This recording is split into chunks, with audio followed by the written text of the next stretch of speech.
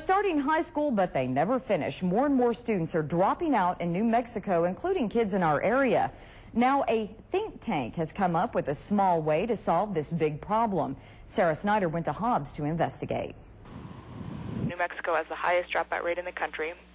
Only about 54% of our students that enter the 9th grade make it through to the end of their senior year. It's never been done at the state level, but Think New Mexico will soon present legislation in the spring limiting school size to less than 900. Kids leave school when they get discouraged and they don't see that they see the light at the end of the tunnel. A significant factor is that so many of these students are in just gigantic schools.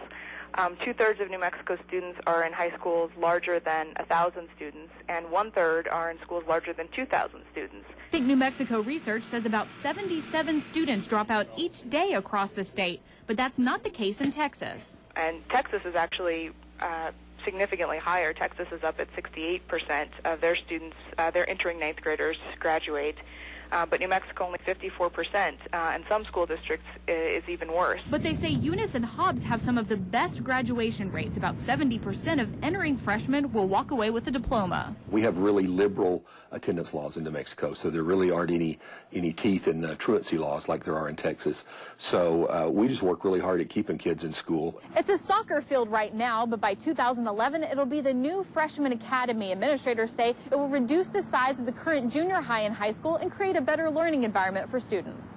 Well, I think it's just going to make them feel more connected. What we want to do is encourage schools to implement some smaller learning communities and some very cost-effective ways to sort of create smaller communities within these large schools. The more attachment you have to your high school, the greater the odds of you staying in school. Reporting in Hobbs, New Mexico, Sarah Snyder, News West 9.